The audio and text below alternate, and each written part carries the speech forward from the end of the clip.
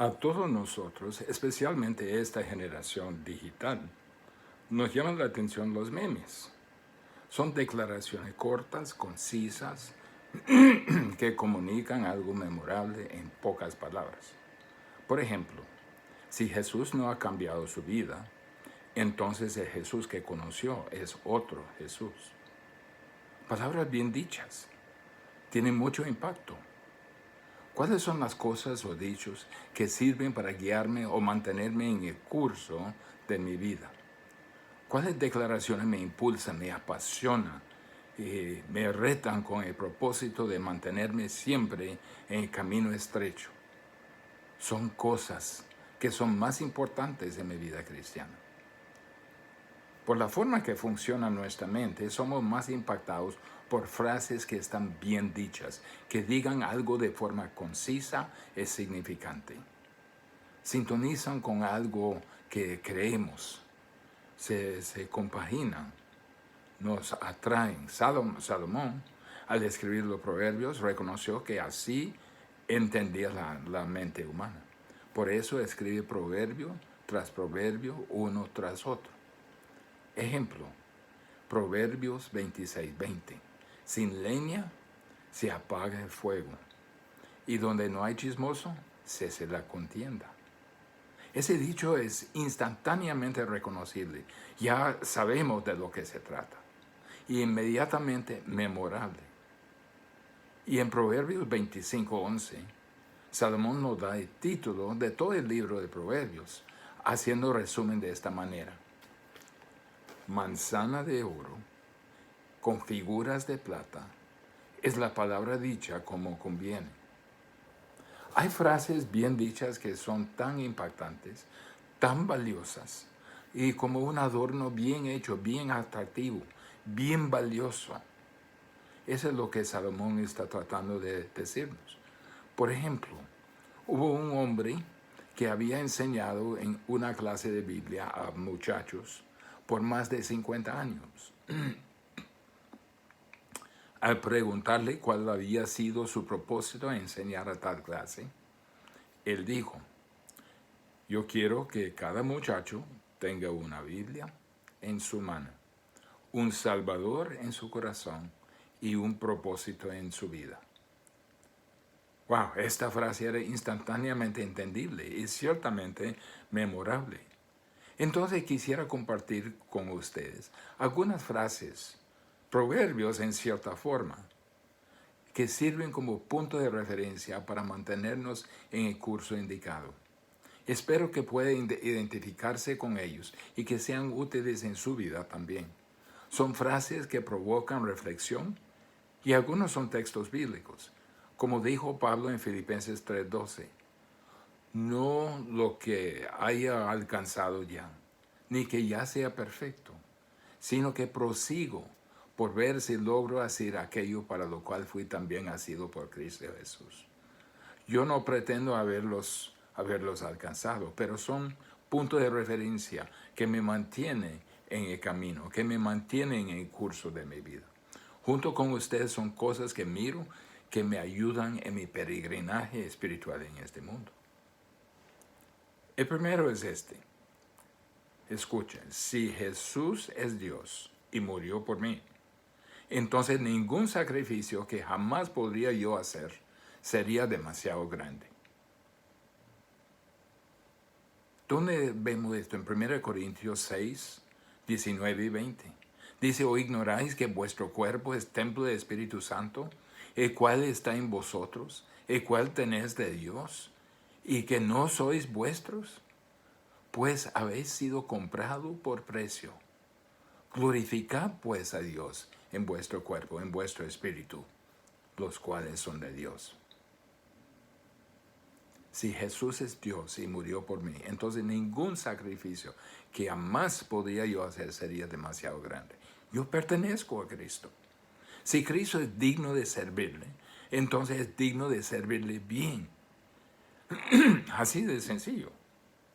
Y yo recuerdo escuchando la historia de 5 misioneros cuando yo era un muchacho yo mismo, que dieron sus vidas para alcanzar a la tribu de los Auca. Al leer el libro Por Puerta de Esplendor y también leer la historia de Jim Elliot, estas verdades me han enjerezado, me han fortalecido y me han retado. Y la gran declaración de Jim Elliot que dijo, no es ningún tonto aquel que entrega lo que no puede retener, es decir, su vida, para ganar lo que no puede perder, la vida eterna. Cada año en nuestra iglesia nos acostumbramos a tener una conferencia misionera y podíamos ver y hablar con misioneros y ver todas las cosas típicas que habían traído del país donde estaban sirviendo.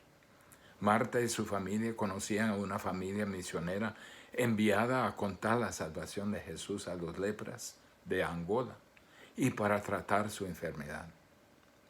Sería fácil pensar que sería muy divertido ir a tal país de Angola para conseguir alguno de aquellos souvenirs. Pero no era por diversión. Pronto nos dimos cuenta. Esa familia se quedó en Angola en medio de una guerra civil sangrienta en 1970s, corriendo peligro sus mismas vidas. La palabra misionero para ellos tomó nuevo significado a pararse al lado de tumbas abiertas de muchos de sus colaboradores. Esos colaboradores habían abrazado la declaración, si Jesús es Dios y murió por mí, entonces ningún sacrificio que jamás podría yo hacer sería demasiado grande. Esta familia sobrevivió, pero muchos de sus colaboradores no. Otro ejemplo de una mujer llamada María Fischer, que cantaba muy bonito, cantaba para una obra misionera donde evangelizaba a los vagabundos de la ciudad, los desafortunados y tal vez algunos bolos también. Mientras otros les predicaron de Jesús, mire qué irrespeto a los hombres que supuestamente escuchaban. Sacaron el periódico y se puso frente a sus caras fingiendo leer el periódico. Pero cuando María se levantó a cantar, ellos bajaron los periódicos. A ella le escucharon. Más tarde, los niños en Rhodesia escuchaban al cantar ella en su idioma. Hasta el día cuando la guerrilla entró en la escuela misionera donde María enseñaba y masacraron a varios maestros, incluyendo a María. Y cuando la levantaron al lado de un sendero con todas sus pertenencias tirados por doquier, ella murió dentro de algunas horas. Cuando encontraron su grabadora que tenía en su persona y la pusieron a tocar, escucharon a María cantando y dirigiendo a los niños en el canto. Escucha la letra. Para mí el vivir es Cristo y morir es ganancia. Sostenido de su mano, caminando en su sendero estrecho. No hay paz, no hay gozo, no hay emoción como caminar en su voluntad. Para mí, el vivir es Cristo y morir es ganancia. Podría preguntarle esto como me pregunto a mí mismo. Si Jesús es Dios y murió por mí, entonces ningún sacrificio que jamás podría yo hacer sería demasiado grande. ¿Dónde cabe esto en su calendario? En el calendario de sus días. ¿Dónde cabe esto en el calendario de mis días? ¿Cuál sacrificio? ¿Cuál sacrificio hago yo? Un dicho que me mantiene, que me reta a mantenerme en el camino estrecho. Segundo, Isaías 66:2. Pero a esto miraré, dice Jehová. Pero a este miraré, al que es humilde y contrito de espíritu, y tiembla ante mi palabra. Cuánto deseo que sea cierto en mi vida. Tanta la diferencia entre el versículo y mi vida. Este es el versículo más retador de la Biblia. Reconozco la inclinación al orgullo en mi vida. Hay en nuestros alrededores nuestra preocupación con reputación, con significancia y la apariencia de que seamos importantes. cuán lejos estamos del espíritu de Moisés, parado ante la zarza que quemaba. Y Dios diciendo, Moisés, quita tu calzado de tus pies, porque el lugar en que tú estás, tierra santa es. Y Moisés obedece. Y Dios dice, Moisés, como si fuera, tengo un plan para usted. Lo enviaré a Faraón y lo dirá, deja salir a mi pueblo. Y Moisés responde, ¿quién soy yo para que vaya a Faraón y saque de Egipto a los hijos de Israel? En otras palabras, yo no soy nadie que pueda usar Dios. Y Dios responde, ciertamente yo estaré contigo, y la señal para ti de que soy yo el que te ha enviado será este. Cuando hayas sacado al pueblo de Egipto, adoraréis a Dios en este monte. Hoy vivimos en un mundo con tanto reconocimiento, sea de forma impresa o digital. Nos preocupa de fotos grandes o por fotos pequeños, tantos likes o tantos suscriptores, grandes artículos o pequeños artículos sobre nosotros, y encaramos el gran peligro de empezar a creer todo lo que dice de nosotros. Pero cuando nos comparamos a nosotros mismos con la palabra de Dios, donde Dios dice, yo Jehová, este es mi nombre, y a otro no daré mi gloria, ni mi alabanza a esculturas, nos quedamos muy cortos. Pero a este miraré, al que es humilde y contrito de espíritu, y que tiembla ante mi palabra. ¿Cuántos nosotros somos humildes y contritos de espíritu? ¿Y cuánto temblemos a la palabra de Dios? Más bien tratamos de ajustar la palabra de Dios para que calce con lo que queremos. Dios busca que tiembla a su palabra. Nos gusta estar enfrente, nos gusta que la gente nos reconoce, nos gusta que nuestro plan más,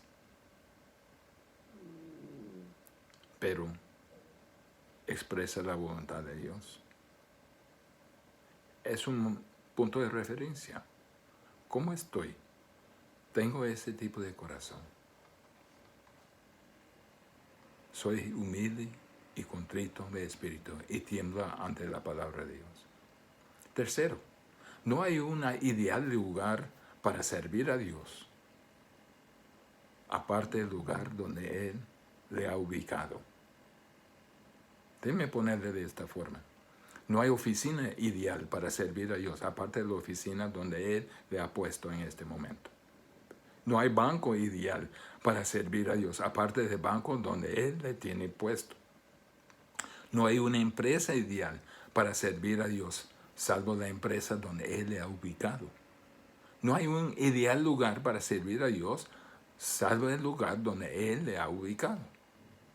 Mucha gente me pregunta, de todos los lugares en el mundo, ¿cómo por el nombre de Dios terminó en Honduras? La respuesta es sencilla, porque Dios me ubicó aquí, me ha puesto acá. Hablo con muchas personas, incluyendo a cristianos, que inician grandes viajes, cruzando todo Centroamérica, buscando su sueño americano, totalmente despreocupados con servir a Dios donde Él los tiene ubicados, donde Él los ha puesto. Y no se preocupan andar más bien por el sueño divino. Dicen, yo necesito vivir una vida mejor. Yo tengo que ganar más dinero. Yo tengo que hacer mejor de donde Dios me ha puesto. Yo tengo que servir a mí mismo antes de poder servir a Dios. ¿Dónde sirvió Jesús? ¿Sirvió Jesús en una comunidad de ejecutivos? ¿En una comunidad de profesionales? ¿En una comunidad de personas de oficio? Actualmente sirvió donde no había nada de ello. Usted nunca será nada para Dios hasta que se dé cuenta que no hay un ideal lugar para servir a Dios, aparte del lugar donde Él en este momento lo tiene ubicado. En Hebreos, Dios le dice a Abraham, levántate y vaya. Y Abraham dice, iré. Y luego dice, Señor, ¿a dónde voy? Y el Señor dice, no se preocupe por ello, solo levántate y vaya. Esto es muy difícil para nuestra mentalidad de hoy, de planificarlo todo. Antes de movernos tenemos que saber hoy y mañana, y 5 años y 10 años, plan A, plan B. Y yo dice, levántase, póngase en marcha, y yo estaré ahí contigo. No hay un ideal lugar para servir a Dios, aparte del lugar donde Él le tiene ubicado. Otro punto de referencia, el llamado espiritual es más importante que su currículum educativo. Hay una necesidad premiante para los que son capaces de estudios profundos. Hoy dependemos a muchas figuras de renombre que ya se está envejeciendo. Varios como R.C. Sproul, Tim Keller, Adrian Rogers, Charles Stanley, etc. ya han muerto. ¿Dónde están los relevos? ¿Dónde están los de esta generación que tomarán la batuta de explorar a fondo las Escrituras, de comunicar las Escrituras? Hay algunos de ustedes que Dios le ha concedido mucha habilidad académica. Pero recuerda, a quien mucho es dado, mucho se requiere. De ninguna manera trato de decir que lo espiritual es ignorante o estúpido. Pero lo que es cierto es que cuando haya llegado a los límites de su habilidad intelectual, cuando haya hecho su mejor esfuerzo, cuando haya tomado su lugar de prestigio, cuando todo lo tenga, entonces al final de cuentas, ese llamado espiritual de Dios, más que los títulos, que lo ubicará en el lugar de utilidad para Dios, donde Dios lo tiene ubicado. Por eso leemos en Hechos 4:13, al ver la confianza de Pedro y Juan, y dándose cuenta que eran hombres sin letras y sin preparación, se maravillaban y reconocían que ellos habían estado con Jesús. Lo importante no era que esos hombres habían estudiado en las mejores escuelas, aunque habían estudiado en una buena escuela, la escuela de Jesús, por 3 años. Lo importante era que habían estado con Jesús. El llamado espiritual es más importante que su currículum educativo. Punto de referencia. Otro punto de referencia, Proverbios 18:22. El que haya esposa, haya bien, y alcanza la benevolencia de Jehová. Para los de nosotros que somos casados, podemos reflexionar en toda la vida que hemos experimentado y reconocer cómo Dios ha utilizado a nuestra esposa para guiarnos durante nuestra vida, para mantenernos en el camino. Debo una deuda más grande a mi esposa que cualquier persona sabrá o verá. Y Dios en su misericordia ha escogido proveer para muchos de nosotros de esta manera.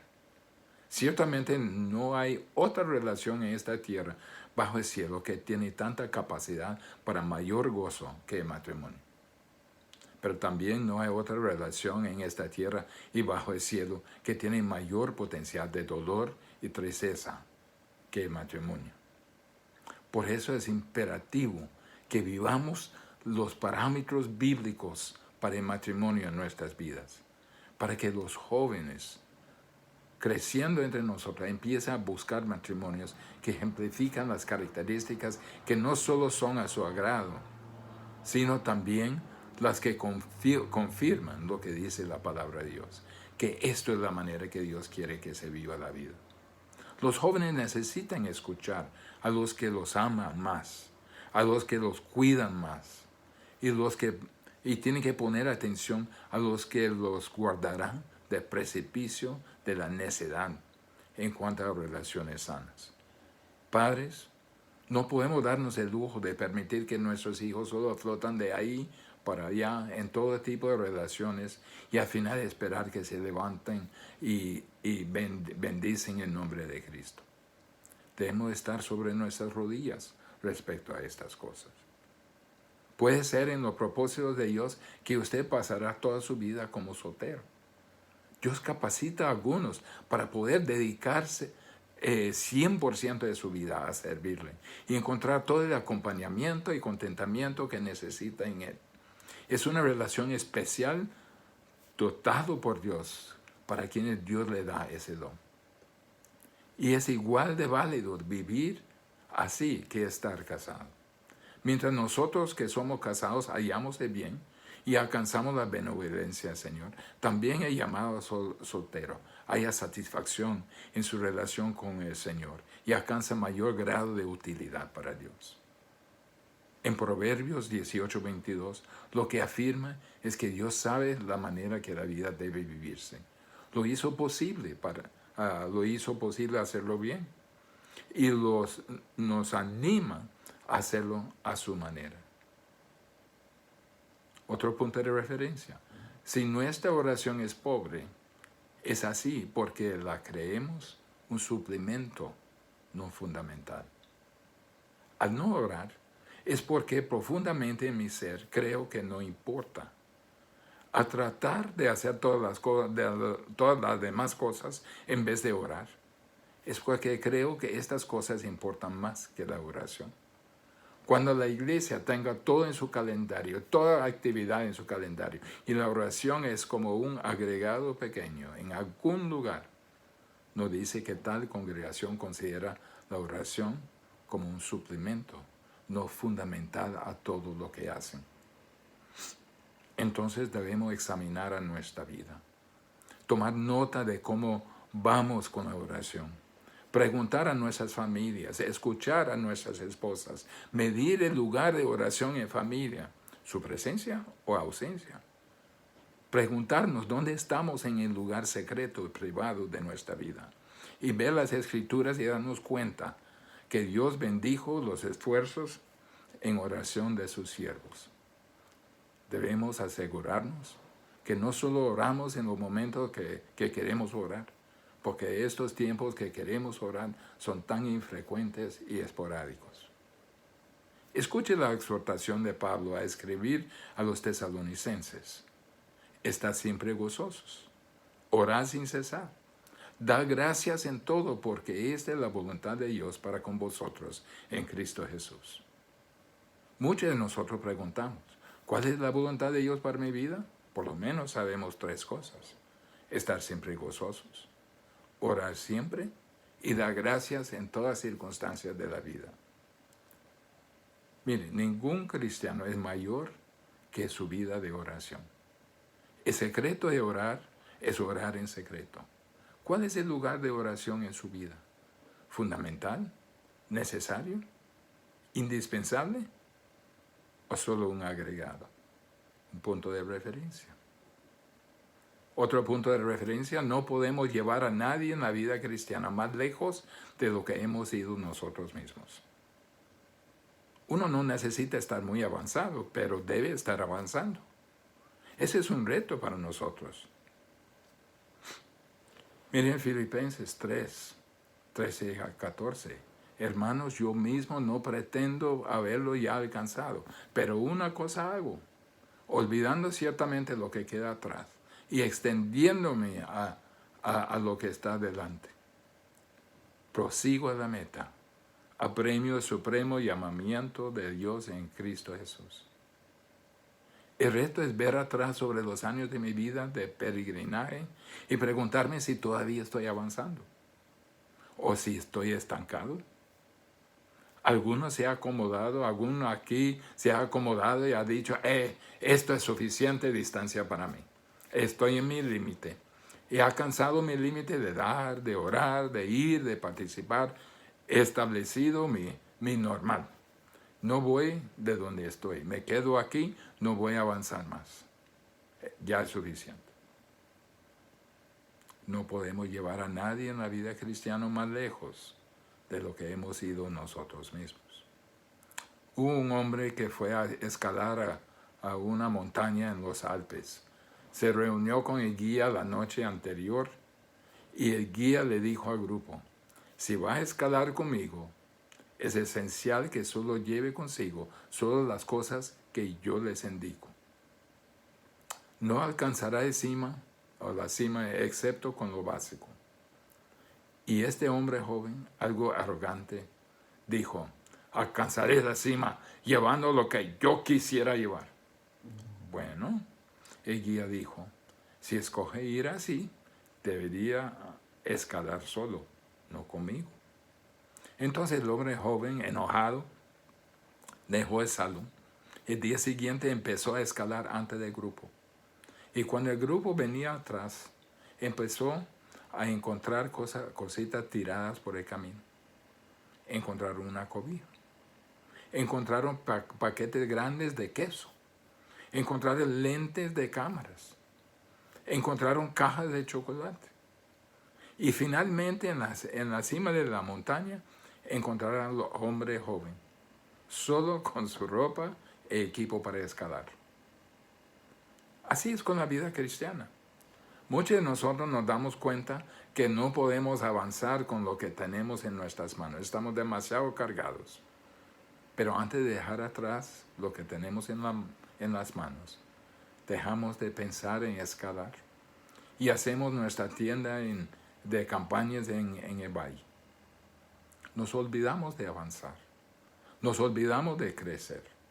Y el valle está lleno de tiendas de campaña.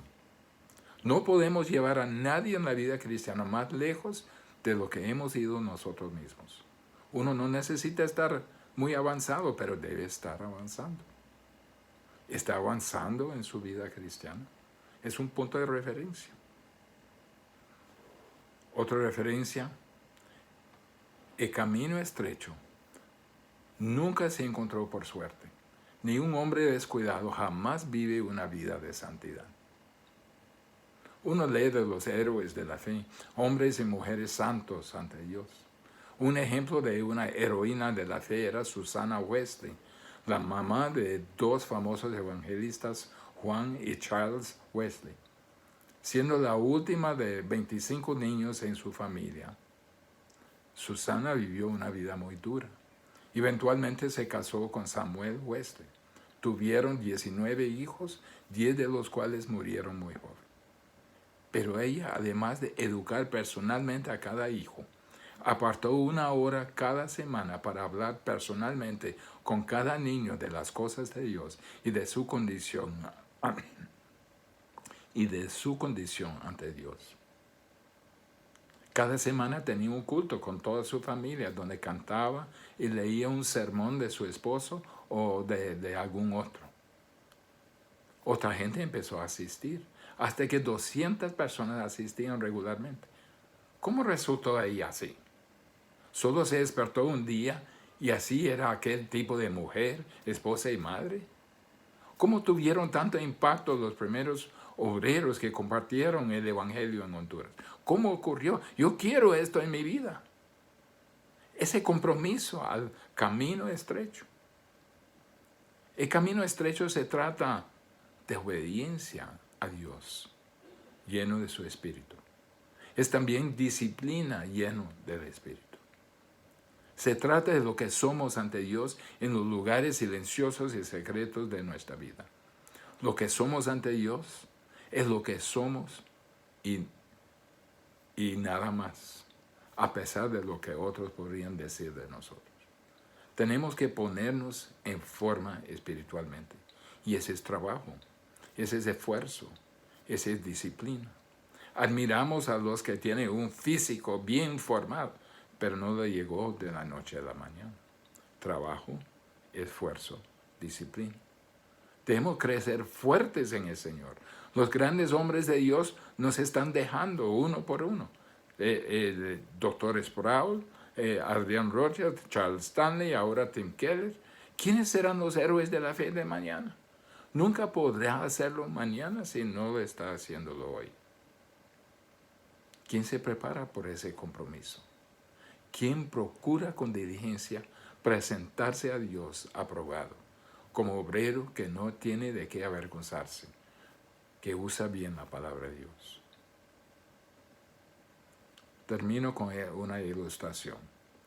Un capellán en la Fuerza Naval hablaba a los marineros de compromiso a una vida santa. Ellos dijeron, capellán, mire, usted no entiende la vida real. No entiende los vientos de influencia que nos sopla, que nos lleva por allá, que nos lleva por acá. No podemos controlar dónde terminamos. El capellán no dijo nada, sino que los llevó a la puerta y dirigió su atención al mar. Miren los barcos veleros, hombres. Algunos van al oriente, otros al oeste, al occidente, pero son impulsados por el mismo viento. Es la posición en que se pongan las velas y no el viento que determina la dirección que van. Hoy, las velas de su vida están ajustadas a una dirección u otra, pero pueden ser cambiadas bajo el mando de Dios. Pueden estar ajustados para alinearse con los propósitos de Dios. Pregunto, ¿está Cristo a bordo de su vida como piloto para guiar su vida? ¿Camina su vida conforme a su dirección? ¿O solo es llevado por doquier, por allá, por acá, por los vientos de la influencia de su alrededor? Punto de referencia. Repasemos los puntos de referencia y pregúntese, ¿cómo va el curso de su vida? Si Jesús es Dios y murió por mí, entonces ningún sacrificio que jamás podría yo hacer será demasiado grande. Punto de referencia. Pero a este miraré, al que es humilde y contrito de espíritu y que tiembla a mi palabra. ¿Ese es usted? Punto de referencia. No hay un ideal lugar para servir a Dios, aparte del lugar donde Él le ha ubicado. ¿Está sirviendo a Dios donde Él le ha puesto? Punto de referencia. El llamado espiritual es más importante que su currículo educativo. No depende en su título educativo para servir al Señor. ¿Se refleja esto a usted? Punto de referencia. El que haya esposa, haya bien, y alcanza la benevolencia de Jehová. Punto de referencia. ¿Cómo evalúa su vida? Si nuestra oración es pobre, es así porque la creemos un suplemento y no fundamental. ¿Cómo es la oración? Punto de referencia. No podemos llevar a nadie en la vida cristiana más lejos de lo que hemos ido nosotros mismos. ¿Cómo va avanzando su vida? ¿Está creciendo? Punto de referencia. El camino estrecho nunca se encontró por suerte. Ningún hombre descuidado jamás vive una vida de santidad. ¿Cómo está su vida? ¿Descuidado? Punto de referencia. En todo hay más que podemos decir, pero examinemos nuestra vida para ver si todavía estamos sobre el camino estrecho que Dios ha trazado por nosotros. Oremos. Padre, gracias por traer a nuestras vidas punto de referencia.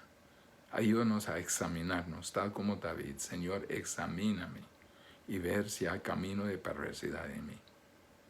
Señor, confesemos y usemos esos puntos de referencia para volver y tomar el curso que tú has puesto delante de nosotros. En nombre de Jesús.